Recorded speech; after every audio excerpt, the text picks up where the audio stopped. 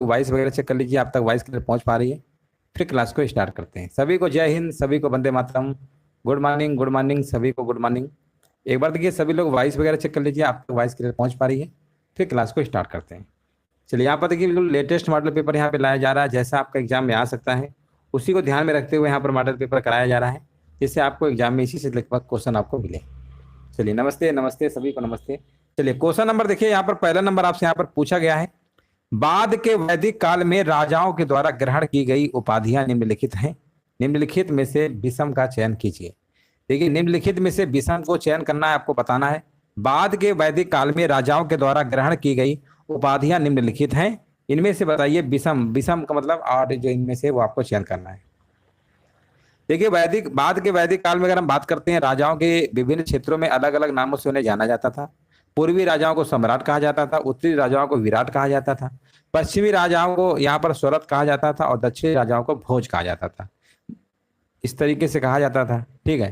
तो यहाँ पर जो अगर राजाओं ने जो आपकी उपाधियां हैं अगर हम बात करते हैं, तो यहाँ पर जो आपका पहला लिखा है ना 10 राग, ये वाला आपका है ना। बाकी अगर हम बात करते हैं यहाँ पर एक रथ है आपका, या फिर आपका आहिल भुवनपति है आपका, है ना। तो ये जो आपकी सब है ना, ये कहीं ना कहीं है, लेकिन ये आपका नहीं। तो आंसर आपको लगाना पड़ेगा यहाँ पर विकल्प नंबर आपका ए नंबर वाला यहाँ पर क्या है, बिल्कुल करेक्ट आंसर आपका यहाँ पर हो जाएगा 10 राग।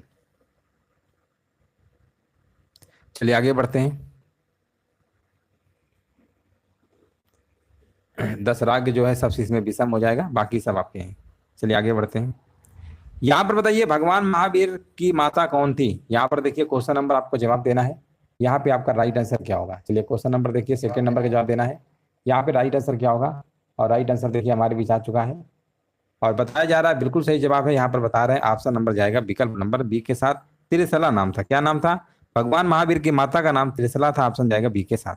अगला प्रश्न बताइए, दास वंश के किस सम्राट ने, है ना, यहाँ पर आपको बताना है, जिले आ इलाही की उपाधि प्राप्त की थी। बताइए यहाँ पर जवाब क्या होगा। दास वंश के किस सम्राट ने जिले आ इलाही की उपाधि प्राप्त की थी, यहाँ पर आपको बताना है जवाब क्या होगा। क्वेश्चन नंबर 3 नंबर, तो ये आपका नाम क्या है उनका बताइए। दास वंश के सम्राट ने, तो उनका नाम है आपका गयासुद्दीन बलबन है। ऑप्शन जाएगा विकल्प नंबर सी के साथ। याद रखिए गयासुद्दीन बलबन दिल्ली सल्तनत में, है ना, दिल्ली सल्तनत में आपका यहाँ पर,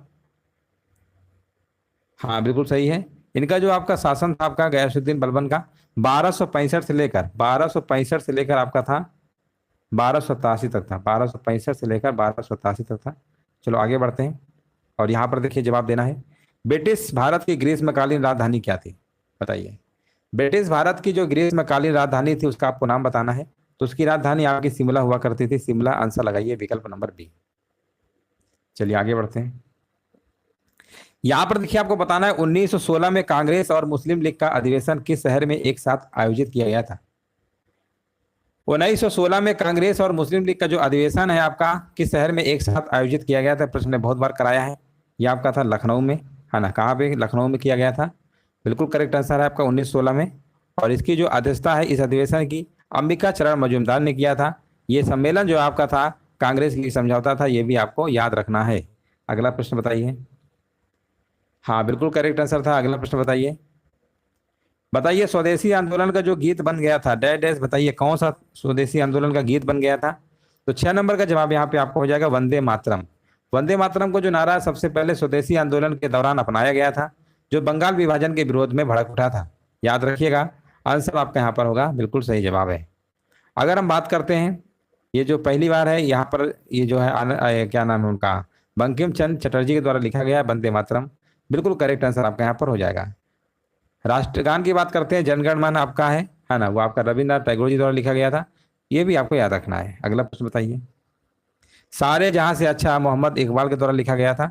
ये भी आपको याद रखना है। अगला प्रश्न बताइए, असहयोग आंदोलन में भारतीयों के द्वारा निम्नलिखित में से कौन सा कार्य नहीं अपनाया गया था। कौन सा कार्य नहीं अपनाया गया था। पहला विकल्प है सिविल सेवाओं का बहिष्कार, ये तो किया गया था। अंग्रेजी आविष्कारों का बहिष्कार, है ना। देखिए अंग्रेजी आविष्कारों का बहिष्कार नहीं अपनाया था, बाकी सब थे आपके। न्यायालयों का बहिष्कार, सरकार के द्वारा प्रदान की जाने वाली उपाधियों का समर्पण, ये सब था आपका। तो विकल्प आपको यहाँ लगाना पड़ेगा ऑप्शन नंबर दूसरा, यानी अंग्रेजी बहिष्कारों का आविष्कारों का जो बहिष्कार है ये आपका नहीं अपनाया गया था, बाकी सब आपके अपनाए गए थे। नहीं वाला पूछा है तो ऑप्शन आपको बी नंबर लगाना होगा।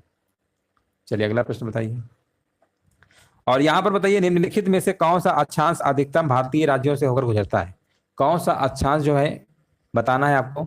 जवाब यहाँ पर क्या होगा, अधिकतम भारतीय राज्यों से होकर गुजरता है। तो यहाँ पर जो आपका आंसर है ना, यहाँ पर बताइए क्या होगा। देखिए यहाँ पर 24 डिग्री जो आपका उत्तरी अक्षांश है ना, 24 डिग्री जो उत्तरी अक्षांश है, याद रखिएगा ये आपके 10 राज्यों से होकर गुजरता है। 10 राज्यों में आपके गुजरात है, राजस्थान है, मध्य प्रदेश है, उत्तर प्रदेश है, छत्तीसगढ़ है, झारखंड है, पश्चिम बंगाल है, त्रिपुरा है, मणिपुर है और मिजोरम है। इससे कम की अगर हम बात करते हैं, जो 26 डिग्री लिखा हुआ है इसमें आपके टोटल है 7। कितने कितने आपके राज्यों से गुजरता है ये 7। इसमें राजस्थान, मध्य प्रदेश, उत्तर प्रदेश, बिहार, पश्चिम बंगाल, असम और नागालैंड आते हैं। और सबसे कम की अगर हम बात कर रहे हैं तो आपका क्या कहते हैं, ये आपका है 20 डिग्री वाला है। इसमें आपके सिर्फ 3 ही राज्य हैं, महाराष्ट्र, छत्तीसगढ़, उड़ीसा से होकर गुजरती है। और 22 डिग्री की बात करते हैं, इसमें भी आपके 5 हैं, 5 राज्य हैं, ये आप गुजरती। पूछा गया सबसे ज्यादा, तो आंसर लगाइए 24 डिग्री उत्तरी अक्षांश। सर्दियों के दौरान भूमि के आसमान तापन से उत्तरी पश्चिमी क्षेत्रों में ठंडी हवाएं उत्पन्न होती है या तमिलनाडु, आंध्र प्रदेश के कुछ हिस्सों में वर्षा भी लाती है। इन्हें क्या कहा जाता है आपको बताना है। इन्हें क्या कहा जाता है, 9 नंबर का आपको जवाब देना है। तो इन्हें जो कहा जाता है ना, इन्हें कहा जाता है मानसून का निवर्तन कहा जाता है। मानसून का निवर्तन कहा जाता है, याद रखिएगा विकल्प आपका जाएगा यहाँ पर सी नंबर के साथ। अगला प्रश्न है, यहाँ पर पूछा गया तिब्बत में किस नदी को सिंगी खंभन शेर का मुहाना कहा जाता है। तिब्बत में किस नदी को सिंगी खंभन शेर का मुहाना कहा जाता है। और यहाँ पर बताया जा रहा है सिंधु कहा जाता है, बिल्कुल सही है। सिंधु कहा जाता है, बिल्कुल सही है। सिंधु यहाँ पे क्या होगा, बिल्कुल करेक्ट आंसर आपके यहाँ पर हो जाएगा। चलिए आगे बढ़ते हैं, नेक्स्ट प्रश्न बताइए। यहाँ पर देखिए आपको बताना, निम्नलिखित में से कौन सा राज्य भारत में बॉक्साइट का प्रमुख उत्पादक है। कौन सा राज्य भारत में बॉक्साइट का प्रमुख उत्पादक है आपको बताना है। तो बॉक्साइट का प्रमुख उत्पादक कौन सा है, यहाँ पे आपका उड़ीसा हो जाएगा, विकल्प नंबर डी आपका सही है। भारतीय संविधान का कौन सा अनुच्छेद धन विधेयक को परिभाषित करता है। कौन सा अनुच्छेद है आपका धन विधेयक को परिभाषित करता है। तो आप कहेंगे धन विधेयक को भारत के संविधान के अनुच्छेद 110 में परिभाषित किया गया है। आर्टिकल नंबर आपका यहाँ पर 110 नंबर क्या होगा, बिल्कुल करेक्ट आंसर आपके यहाँ पर हो जाएगा। हाँ बिल्कुल सही है। देखिए धन विधेयक को केवल एक मंत्री के द्वारा ही पेश किया जा सकता है, यह भी आपको याद रखना है।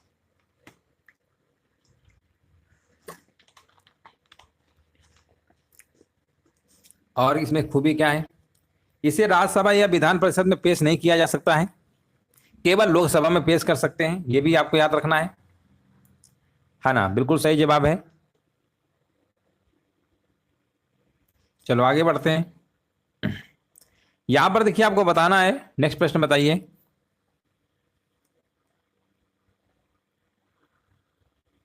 भारतीय समाजवाद किस प्रकार का समाजवाद है। भारतीय जो है आपका ये समाजवाद किस प्रकार का समाजवाद है। तो ये आपका है लोकतांत्रिक है। कैसा लोकतांत्रिक समाजवाद है, ऑप्शन नंबर सी सही होगा। महिलाओं के लिए आरक्षित सीटें प्रदान की गई हैं। महिलाओं के लिए आरक्षित सीटें प्रदान की गई हैं, कहां पर की गई हैं। अगर आप कहेंगे लोकसभा में भी, विधानसभा में, सभी जगह, तो ऑप्शन नंबर आपको लगाना होगा यहाँ पर डी नंबर वाला। जिनका भी डी नंबर आ रहा है बिल्कुल सही जवाब दे रहे हैं। अगला प्रश्न बताइए। नगर पालिका और पंचायत चुनाव किसके द्वारा आयोजित किए जाते हैं। हमने यहाँ पर पूछा है 15 नंबर में, नगर पालिका और पंचायत चुनाव किसके द्वारा आयोजित किए जाते हैं। तो आप कहेंगे नगर पालिका या पंचायत, ये हर ग्राम पंचायत होता है, एक तरीके से हर गांव में होता है। और जब स्टेट से संबंधित होगा तो यहाँ पर लगाना पड़ेगा आपको राज्य, है ना, राज्य चुनाव आयोग लगाना होगा, ऑप्शन नंबर सी होगा। चलिए आगे बढ़ते हैं। जब संपत्ति के अधिकार को मौलिक अधिकारों के रूप में समाप्त कर दिया गया था तब प्रधानमंत्री कौन थे। जैसा कि आप जानते हैं संपत्ति का अधिकार जो आपका था, ये आपका आर्टिकल नंबर कौन सा था आपका, ये संविधान संशोधन आपका हुआ था ना, 44वां संविधान संशोधन। 44वां संविधान संशोधन 1978 में क्या हुआ था, संपत्ति का अधिकार को मूल अधिकार से हटा दिया गया था। और उस समय बताना है आपको यहाँ पर, और ये भारतीय संविधान के 300 का के तहत कानूनी अधिकार के रूप में स्थापित कर दिया गया। संविधान के अनुच्छेद 300 का में जोड़ा गया, ये भी आपको याद रखना है। और अगर हम बात करते हैं भारतीय, अच्छा एक प्रश्न बताइए कि संपत्ति का अधिकार का जो वर्णन था, पहले आपके मूल अधिकार आप पढ़ते ही 12 से 35, तो उसमें कौन से अनुच्छेद में आपके संपत्ति का अधिकार पहले हुआ करता था, आपको बताना है कमेंट सेक्शन में, है ना। जैसे आप समता का अधिकार पढ़ते हैं 14 से 18, स्वतंत्रता का अधिकार, इसी प्रकार इसमें कौन सा था, संवैधानिक उपचारों का अधिकार कहते हैं आप, आर्टिकल नंबर 32 है। तो आपको ये बताना कि उस समय जब संपत्ति का अधिकार था तो कौन सा अनुच्छेद के अंतर्गत था, आर्टिकल नंबर कौन सा था, ये आपको कमेंट सेक्शन में बताना है। उस समय अनुच्छेद नंबर कौन सा था। है ना, बाद में इसको हटा दिया गया 44वें संविधान संशोधन के द्वारा। तो याद रखिएगा ये 31वां जो अनुच्छेद आपका था ना, आर्टिकल 31 जो आपका था, उसी में आपका ये संपत्ति का अधिकार पहले आपका हुआ करता था। अब तो है नहीं मूल अधिकार में, संवैधानिक उपचारों का 32 उसमें कहाँ से आ जाएगा। चलो आगे बढ़ते हैं। अच्छा, पूछा क्या गया तो प्रधानमंत्री बताओ, प्रधानमंत्री उसमें मोरारजी देसाई थे। कौन थे? मोरारजी देसाई थे, याद रखिएगा। चलो आगे बढ़ते हैं। हाँ, समता या समानता का अधिकार 14 से 18, स्वतंत्रता का अधिकार 19 से 22, ये सब आपने पढ़ा होगा। धर्म की स्वतंत्रता का अधिकार 25 से 28 है ना। संवैधानिक उपचार आपका था आर्टिकल 32। चलो आगे बढ़ते हैं। यहाँ पर बताइए किस देश की प्रति व्यक्ति आय प्राप्त होती है? किसी देश की, है ना, यहाँ पर बताइए किसी देश की प्रति व्यक्ति आय प्राप्त होती है, जनसंख्या से प्राप्त होती है या राष्ट्रीय आय है? ये दोनों से, तो दोनों से होती है। याद रखिएगा, ऑप्शन नंबर आपको सी नंबर लगाना है। ऑप्शन नंबर सी नंबर आपको लगाना है, जो कि बिल्कुल सही जवाब दिया गया है। अगला प्रश्न बताइए, निम्नलिखित में से कौन सा आर्थिक विकास का प्रमुख कारक नहीं है? कौन सा आर्थिक विकास का प्रमुख कारक नहीं है, आपको बताना है।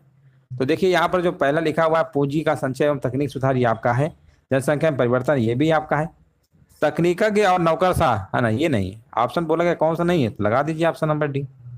अगला प्रश्न बताइए, 19 नंबर आपसे पूछा गया, निम्नलिखित में से कौन सा संगठन भारत में गरीबी रेखा की गणना के लिए नमूना सर्वेक्षण करता है? नमूना सर्वेक्षण करता है, बताइए कौन संगठन करता है? और संगठन का नाम है आपका राष्ट्रीय नमूना सर्वेक्षण कार्यालय। राष्ट्रीय नमूना सर्वेक्षण कार्यालय, जिसे आप कहते हैं NSSO कहते हैं, यही करता है। आंसर लगा दीजिए डी नंबर वाला। यहाँ पर देखिए एक प्रश्न आपका है, उम्मीद है सभी लोग यहाँ पर जवाब दीजिए क्या होगा। पूछा गया है 20 मीटर की ऊंचाई तक, क्वेश्चन नंबर देखिए आपका 20 है। पूछा गया 20 मीटर की ऊंचाई तक 10 किलोमीटर की एक वस्तु ले जाने के लिए किए गए कार्य की गणना करिए। जी आपका दिया गया 9.8 मीटर पर सेकेंड। तो यहाँ पर देखिए कार्य निकालना है, तो कार्य होता क्या है बताइए। 20 मीटर की ऊंचाई तक ले जाना है, तो W बराबर लगा दीजिए, F और S होता है, F इंटू S होता है। F हमको पता है कितना है, F हमको पता है, हाँ F निकाल लीजिए। F कैसे निकालेंगे, पहले F को निकालना पड़ेगा। F बराबर mg होता है ना। G हमको पता है, G कितना है 9.8, G की वैल्यू हमारी कितनी है 9.8 है ना। यहाँ पर लिखा है ऊंचाई तक, तो G की वैल्यू 9.8 हो जाएगा। लेकिन यहाँ पर निगेटिव लेंगे क्योंकि विस्थापन बल की दिशा विपरीत है। तो यहाँ पर 10 तो दिया ही था, डिस्टेंस आपका 10 किलो होना चाहिए था। यहाँ पर 10 किलो की एक वस्तु, किलोमीटर नहीं, 10 किलो की एक वस्तु थी आपकी, ठीक है ना। तो m आपका 10 हो गया, और यहाँ पर आपका आएगा माइनस का 9.8। 10 गुणे माइनस का यहाँ पर 9.8 करेंगे तो आपका आ जाएगा माइनस का 98। कितना आ गया, माइनस का 98।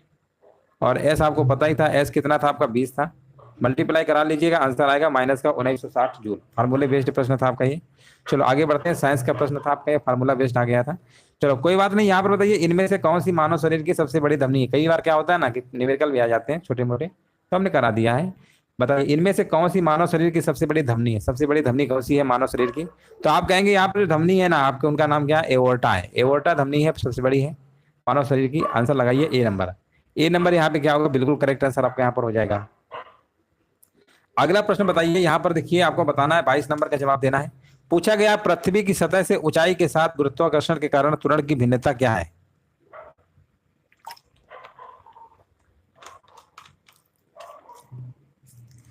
पृथ्वी की सतह से ऊंचाई के साथ गुरुत्वाकर्षण के कारण त्वरण की भिन्नता क्या है, आपको बताना है भिन्नता क्या है।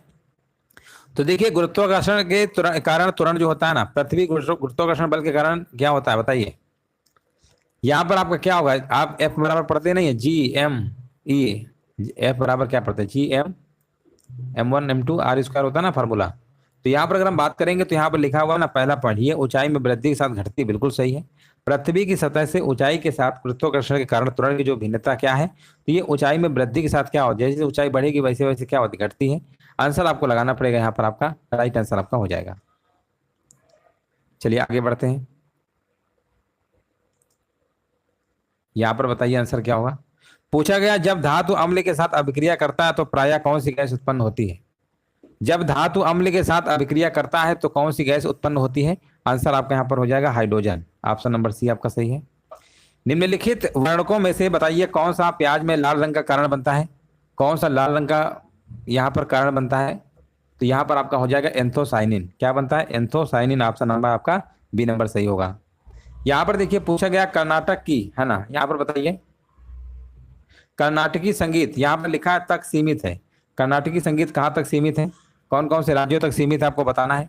तो कर्नाटकी संगीत जो आपका है भारतीय शास्त्रीय संगीत के रूपों में से एक है आपका। और ये आपके दक्षिणी भारत के जो आपके राज्य हैं, आंध्र प्रदेश है, कर्नाटक है, तमिलनाडु है, केरल तक ही सीमित है। तो आंसर लगाना होगा आपको option number D, Karnataka, Andhra Pradesh, Tamil Nadu और केरल। यहाँ पर देखिए आपको बताना है, डैश डैश पूछा गया है कि हिंदू महीने में हिंदू देवता जो है भगवान शिव के सम्मान में महाशिवरात्रि मनाई जाती है। कि हिंदू महीने में हिंदू देवता भगवान शिव के सम्मान में महाशिवरात्रि मनाई जाती है। तो यहाँ पर आपका होगा फाल्गुन, ऑप्शन आपको लगाना होगा फाल्गुन वाला। ऑस्कर पुरस्कारों की जो शुरुआत ये कब आपकी हुई थी? देखिए ऑस्कर अवार्ड जो है ये कब स्थापित किया गया था? आप सब लोग जानते हैं कि संयुक्त राज्य अमेरिका में अकादमी ऑफ मोशन पिक्चर्स के द्वारा, अकादमी ऑफ मोशन पिक्चर्स के द्वारा प्रतिवर्ष आपके प्रदान किया जाता है। इसकी शुरुआत आपकी 1929 में होती है। 1929 वाला ऑप्शन लगा दीजिए, बी नंबर वाला आपका सही होगा। चलिए आगे बढ़ते हैं। यहां पर बताइए निम्नलिखित में से किसे, यहां पर बताइए निम्नलिखित में से द ऑडेसिटी ऑफ होप पुस्तक के लेखक कौन है? द ऑडेसिटी ऑफ होप पुस्तक के लेखक कौन है? तो उनके पुस्तक के लेखक कौन है बताइए? तो बराक ओबामा है। बराक ओबामा यहाँ पे क्या होगा? बिल्कुल सही आंसर आपका हो जाएगा। अगला प्रश्न बताइए। फील्ड मार्शल के पद पर पदोन्नति होने वाले प्रथम भारतीय सेवा अधिकारी कौन थे? प्रथम भारतीय सेना अधिकारी है ना, प्रथम भारतीय सेना अधिकारी कौन थे आपको बताना है। प्रथम भारतीय सेना अधिकारी कौन थे? तो उनका नाम क्या था? उनका नाम था आपका सैम मानेकशॉ। सैम मानेकशॉ उनका क्या था, नाम था। अगला प्रश्न बताइए। राष्ट्रीय प्रेस दिवस कब मनाया जाता है? बताइए। राष्ट्रीय जो प्रेस दिवस है हर साल आपका ये जो है 16 नवंबर को मनाया जाता है। हर साल 16 नवंबर को मनाया जाता है भारत का राष्ट्रीय प्रेस दिवस। आंसर आपको लगाना होगा 16 नवंबर को हर साल मनाते हैं। चलिए अगला प्रश्न बताइए। लाल बाग महल पैलेस किस नदी के तट पर स्थित है? लाल बाग महल जो है पैलेस किस नदी के तट पर स्थित है? तो ये आपका है दोस्तों, हाँ ये आपका है मध्य प्रदेश के इंदौर में स्थित है। और ये आपको पूछा गया किस नदी के तट पर है? आंसर लगाना होगा खान नदी। विकल्प नंबर जाएगा आपका सी नंबर के साथ। किस भारतीय खिलाड़ी को ढींग एक्सप्रेस भी कहा जाता है? किस भारतीय खिलाड़ी को ढींग एक्सप्रेस भी कहा जाता है? बताइए। ढींग एक्सप्रेस भी कहा जाता है। कौन से खिलाड़ी हैं? उनका नाम क्या है? उनका नाम है आपका हिमा दास। क्या नाम है? हिमा दास। यहाँ पे क्या होगा? बिल्कुल करेक्ट आंसर आपका यहाँ पर हो जाएगा। हिमा दास जो है आपका, इनका उपनाम है ढींग एक्सप्रेस। भारत के असम की एक भारतीय धावक है ये। और इन्हें 2018 में अर्जुन पुरस्कार से भी सम्मानित किया गया है। जैसे आप उपनाम जानते होंगे, फ्लाइंग सिख आपके मिल्खा सिंह है, हरियाणा तूफान कपिल देव हैं, हॉकी के जादूगर मेजर ध्यानचंद हैं। हाँ इस तरीके से आप जानते ही होंगे। लिटिल मास्टर आपके सुनील गावस्कर हैं, मास्टर ब्लास्टर आपके सचिन तेंदुलकर हैं। ये उपनाम है सभी के। कोलकाता के राजकुमार आपके कौन है? सौरव गांगुली हैं। चलिए आगे बढ़ते हैं। फिनलैंड की राजधानी क्या है? आसान प्रश्न है। फिनलैंड की राजधानी की अगर हम बात करते हैं तो आपका आंसर हो जाएगा हेलसिंकी। भारत की वित्तीय राजधानी क्या है? भारत की वित्तीय राजधानी आपकी मुंबई है। हाल ही में ईयू के पहले खुले तौर पर समलैंगिक राष्ट्रपति के रूप में किसने शपथ ली है? आपको बताना है। 35 का जवाब क्या होगा? उनका नाम क्या है?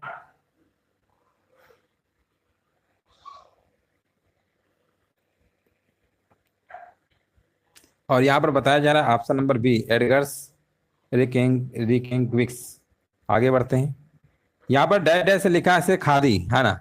यहाँ पर बताइए क्या होगा? से खादी बुनकर वहाब अंसारी को स्वतंत्रता दिवस के लिए लाल किले में विशेष अतिथि के रूप में आमंत्रित किया गया था। तो बताइए वाराणसी से खादी बुनकर है ये। वाराणसी से भैया है, खादी बुनकर है वहाब अंसारी, याद रखिएगा। आगे बढ़ते हैं। हाल ही में रा के नए चीफ कौन बने हैं? रा के नए चीफ कौन बने हैं आपको बताना है। तो ये आपका नाम क्या है? उनका नाम है आपका रवि सिन्हा है। ऑप्शन नंबर जाएगा बी के साथ। हाल ही में अहमदाबाद में अक्षर रिवर क्रूज का शुभारंभ किसने किया है? अक्षर रिवर क्रूज का शुभारंभ किसने किया है? तो आपके आंसर आपके यहाँ पर हो जाएगा अमित शाह। अमित शाह कहाँ पे लिखा हुआ है? गृह मंत्री हैं आपके। यहाँ पर आपका ए नंबर वाला बिल्कुल करेक्ट आंसर आपके यहाँ पर हो जाएगा। चेक कर लीजिए, सभी का ए नंबर आ रहा है तो बिल्कुल सही जवाब आप दे रहे हैं। अगला प्रश्न बताइए। जुलाई 2023 में मुंबई के किस स्टेशन को यूनेस्को का सांस्कृतिक विरासत आपका घोषित किया गया है? सांस्कृतिक विरासत पुरस्कार दिया गया है, मुंबई के किस स्टेशन को दिया गया है? तो आपको बताना है यहाँ पर जवाब क्या होगा। चलिए कमेंट करते रहिए सभी लोग। और यहाँ पर बताया जा रहा है 39 नंबर का बिल्कुल सही जवाब है। यहाँ पर कह रहे हैं बायकुला, जो कि बिल्कुल करेक्ट आंसर आपका हो जाएगा। बायकुला यहाँ पे बिल्कुल सही जवाब है। अगला प्रश्न बताइए। और यहाँ पर देखिए आपको बताना, निम्नलिखित में से किस संगठन ने, है ना, जल दोस्त एयरपोर्ट और electric UAV UAV Q plane का अनावरण किया है ना, यहाँ पर बताइए आंसर क्या होगा। 40 नंबर, 40 नंबर का आपका हो जाएगा NAL। NAL क्या होता है? NAL दोस्तों आपका क्या होता है बताइए। ये राष्ट्रीय एरो स्पेस प्रयोगशाला होता है ना। नेशनल आपका क्या हो गया, एरो स्पेस और लेबोरेटरी। तो यहाँ पर आपका NAL, ठीक है ना। ऑप्शन नंबर आपको बी नंबर लगा देना है। कौन सा राज्य भारत का सबसे बड़ा MFI बाजार बन गया है? कौन सा राज्य भारत का सबसे बड़ा बन गया है MFI बाजार? तो उसका आपका जवाब हो जाएगा बिहार। बिहार बन गया है। बिहार तमिलनाडु को पीछे छोड़कर भारत का सबसे बड़ा MFI बाजार बन गया है, याद रखिएगा। चलिए आगे बढ़ते हैं। निम्नलिखित में से किसने जुलाई 2023 में राष्ट्रीय बहुयामी गरीबी सूचकांक लॉन्च किया है? किसने जुलाई 2023 में राष्ट्रीय बहुयामी गरीबी सूचकांक लॉन्च किया? 42 नंबर का जवाब क्या होगा? तो आंसर बता रहे हैं नीति आयोग। नीति आयोग बिल्कुल सही जवाब है। नीति आयोग यहाँ पे क्या होगा, नीति आयोग को सीईओ इस समय वर्तमान कौन है? BVR सुब्रमण्यम है, याद रखिएगा, है ना। बिल्कुल करेक्ट आंसर दिया। योजना आयोग की जगह आपका क्या आ गया? नीति आयोग आ गया। यहाँ पर देखिए आपको बताना है SAFF चैंपियनशिप फाइनल जीतने के लिए भारत ने किस देश को हराया है? भारत ने किस देश को हराया है? SAFF, है ना। यहाँ पर बताइए आंसर क्या होगा। और यहाँ पर बताया जा रहा है भारत ने कुवैत को हराया। बिल्कुल सही है, कुवैत को हराया है। आंसर लगाना होगा C नंबर। अगला प्रश्न बताइए। हाल ही में राष्ट्रीय बाघ संरक्षण प्राधिकरण के कुंभलगढ़ को बाघ अभ्यारण्य घोषित करने की सैद्धांतिक मंजूरी दे दी गई है। बताना है कुंभलगढ़ बाघ अभ्यारण्य किस स्थान पर स्थित है? तो कुंभलगढ़ जो आपका है ना, ये कहाँ पर है? ये जो आपका है, हाँ 44। देखिए आज का टेस्ट है आपका थोड़ा सा टफ है, तो थोड़ा सा मॉडरेट था, तो बहुत सारे लोग नहीं आ पाए रहे, मतलब लग रहा कठिन है। तो कई बार क्या होता है कि थोड़ा बहुत आपको मॉडरेट भी पढ़ के जाना है। मान लो थोड़ा बहुत भी लेवल अगर इधर उधर आए तो आप आराम से कर लें। हमेशा आपको आसान आसान पढ़ाएंगे तो फिर आपके नंबर अच्छे नहीं आ पाएंगे, इसलिए मजबूरी है, हमको हर तरीके के प्रश्नों को यहाँ पर कराना पड़ता है। दिए गए शब्दों में देखिए यहाँ पर संधि विच्छेद बताइए। 45 नंबर का जवाब यहाँ पर क्या होगा? और 45 नंबर का देखिए संधि विच्छेद यहाँ पर हमारे बीच आ चुका है। पूछा गया है यहाँ पर मनोनुकूल का क्या होगा? तो मना प्लस अनुकूल होगा। मना प्लस अनुकूल होगा, आंसर जाएगा C नंबर के साथ। चलिए आगे बढ़ते हैं। अनुकूल का विलोम क्या होगा? तो अनुकूल का विलोम क्या होगा आपको बताना है। चलिए अनुकूल का देखिए यहाँ पर विलोम बताइए क्या होगा, है ना। चलिए 45 नंबर में देखिए आपको जवाब देना है। अनुकूल का विलोम क्या होगा? अनुकूल का विलोम यहाँ पर बताया जा रहा है मनोनुकूल का है। मनोनुकूल का ये तो हो चुका था। अनुकूल का विलोम बताइए। अनुकूल का होता है प्रतिकूल। क्या होगा? प्रतिकूल आपका हो जाएगा। अगला प्रश्न बताइए। कायरता का पर्यायवाची इनमें से कौन सा है? तो कायरता का जो पर्यायवाची है आपका, ये आपका हो जाएगा भीरुता। क्या हो जाएगा? भीरुता। कायरता, डर, भय, भयशीलता, ये सब आपकी है। भीरुता आपका होता है पर्याय यानी पर्यायवाची। आशुतोष शब्द के लिए उपयुक्त वाक्यांश क्या होगा? वाक्यांश बताना है आपको आशुतोष शब्द के लिए। तो यहाँ पर आंसर हो जाएगा जो शीघ्र प्रसन्न होने वाला। जो शीघ्र प्रसन्न हो जाता है ना, उसके लिए हम आशुतोष शब्द यूज करते हैं, याद रखिएगा। चलिए आगे बढ़ते हैं। डिबिया में कागज भरा है उसे निकाल, डिबिया में कागज भरा है उसे निकाल दोगी, इसमें स्त्रीलिंग शब्द कौन सा है? इसमें स्त्रीलिंग शब्द बताना। डिबिया क्या है? डिबिया आपका स्त्रीलिंग शब्द होता है, यही लगा दीजिए। निम्नलिखित में से कौन सा राष्ट्रीय अनुसूचित जाति आयोग के अध्यक्ष हैं? राष्ट्रीय अनुसूचित जाति आयोग के अध्यक्ष कौन है आपको बताना है। 50 नंबर का जवाब क्या होगा? और 50 नंबर के यहाँ पर बताइए आंसर क्या होगा। चलिए यहाँ पर देखिए कमेंट करते रहिए सभी लोग, हाँ यहाँ पर बताइए राइट आंसर क्या होगा। चलिए यहाँ पर देखिए कमेंट करिए सभी लोग, यहाँ पर जवाब क्या होगा। कौन राष्ट्रीय अनुसूचित जाति आयोग के अध्यक्ष हैं, है ना, कौन है आपको बताना है। विजय सांपला, हाँ विजय सांपला, है ना, बिल्कुल सही है। चलो आगे बढ़ते हैं। बताइए बुद्ध के जीवन से जुड़ी घटनाओं से जुड़े प्रतीकों में स्तूप किसका प्रतीक है? देखिए स्तूप के बारे में पूछा गया है, आपको बताना स्तूप जो है किसका प्रतीक है ना। ये प्रश्न आपका जो है काफी अच्छा प्रश्न कह सकते हैं। और आपको बताना 51 नंबर का जवाब यहाँ पर क्या होगा। स्तूप जो है ना, ये आपका क्या है? ये आपका मृत्यु संबंधित है ना, मृत्यु से प्रतीक संबंधित है।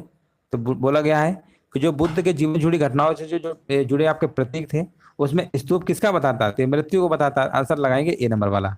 अगला प्रश्न है भगवान महावीर ने मोक्ष कहाँ पर प्राप्त किया था? भगवान महावीर ने मोक्ष कहाँ पे प्राप्त किया था? तो आप कहेंगे पावापुरी में प्राप्त किया था। 24वें आपके जैन तीर्थकर थे महावीर स्वामी। इनका जन्म आपका वैशाली बिहार में हुआ था, और मृत्यु आपके बिहार पावापुरी में हुई थी। पूछा गया था मोक्ष कहाँ प्राप्त हुआ था? पावापुरी लगा देना, बिहार में पड़ता है। प्रथम बौद्ध परिषद यहाँ पर बोला गया है डैश डैश द्वारा संरक्षण दिया गया था। प्रथम बौद्ध परिषद को किसके द्वारा संरक्षण दिया गया था, किसके समय हुई थी?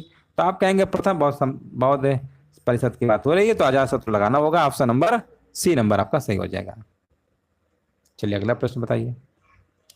और यहाँ पर बताइए गौतम बुद्ध की शिक्षाओं का संकलन यहाँ पर बताइए किस बौद्ध ग्रंथ में किया गया है? किस बौद्ध ग्रंथ में किया गया आपको बताइए। शिक्षाओं का जो संकलन है किस बौद्ध ग्रंथ में किया गया है? 54 नंबर। और यहाँ पर आंसर आपका हो जाएगा सुत्त पिटक में किया गया। बहुत बढ़िया, बिल्कुल सही जवाब है, सुत्त पिटक में किया गया है। जिनका भी जवाब आ रहा है बिल्कुल राइट आंसर दे रहे हैं। नेक्स्ट प्रश्न बताइए। निम्नलिखित में से कौन सा प्रतीक बुद्ध के महाविनिष्क्रमण यानी महान त्याग, है ना, त्याग इसमें को दर्शाता है? बताइए कौन सा प्रतीक चिन्ह है जो यहाँ पर महा त्याग यानी महाविनिष्क्रमण को दर्शाता है? तो आप कहेंगे ये आपका है घोड़ा। क्या है प्रतीक? घोड़ा है। 55 का जवाब होगा आपका बी नंबर। अगला प्रश्न बताइए। जिस जैन ग्रंथ में तीर्थकरों के जीवन चरित्र हैं उसका नाम क्या है? जिस जैन ग्रंथ में तीर्थकरों के जीवन चरित्र हैं उसका नाम क्या है? उसका नाम याद रखिएगा, उसका नाम है आपका कल्पसूत्र में। कल्पसूत्र यहाँ पे क्या है? बिल्कुल करेक्ट आंसर आपका यहाँ पर हो जाएगा। इनमें से कौन सा धर्म आपका अष्टांगिक मार्ग से संबंधित है? बताइए कौन सा धर्म आपका अष्टांगिक मार्ग से संबंधित है? तो आप कहेंगे अष्टांगिक मार्ग पूछा गया है, तो यहाँ पर आंसर लगाना होगा। ऑप्शन नंबर यहाँ पर क्या होगा बताइए। हाँ बिल्कुल सही है, बौद्ध धर्म बताया जा रहा है, बिल्कुल सही है। ऑप्शन नंबर आपको बी नंबर लगा देना है। यहाँ पर बताइए सुत्त पिटक और विनय पिटक का संकलन किस बौद्ध संगीत के अंतर्गत किया गया था? सुत्त पिटक और विनय पिटक का संकलन किस बौद्ध संगीत के अंतर्गत किया गया था? 58 का जवाब आपका हो जाएगा। पहला ही विकल्प है आपका प्रथम बौद्ध संगीत के अंतर्गत आपका किया गया था। अगला प्रश्न है। जैन तीर्थकर पार्श्वनाथ जो है आपके 23वें थे, आपके तीर्थकर थे। इन बताना किस स्थान से संबंधित थे? हाँ ना, इनका बताइए किस स्थान से संबंधित थे, इनका जन्म कहाँ हुआ था, कहाँ से थे? तो इनका संबंध था आपका वाराणसी से था। आंसर लगाना होगा आपका ए नंबर। यहाँ पे क्या होगा? बिल्कुल करेक्ट आंसर आपका यहाँ पर हो जाएगा। तो चलिए इस तरीके से जो आपके मॉडल पेपर था कंप्लीट हो चुका है। और यहाँ पर आज का जो टेस्ट है आप मॉडरेट कह सकते हैं। बहुत सारे लोगों को लग रहा होगा कि सर क्वेश्चन थोड़ा अजीब है, लेकिन ऐसे एग्जाम में कभी कभी आ जाते हैं। और जितने भी प्रश्न में लिया कहीं ना कहीं एग्जाम में पूछे हुए थे, सिलेबस के अकॉर्डिंग हमने आपका यहाँ पर लिया था। चलिए हमारे बीच काफी लोग आंसर दे रहे थे, काफी लोग नहीं दे रहे थे, कोई बात नहीं, लेकिन कोशिश किया करिए सभी लोग आंसर। सभी को जय हिंद, सभी को वंदे मातरम। वीडियो को लाइक कर दीजिएगा, शेयर कर दीजिएगा।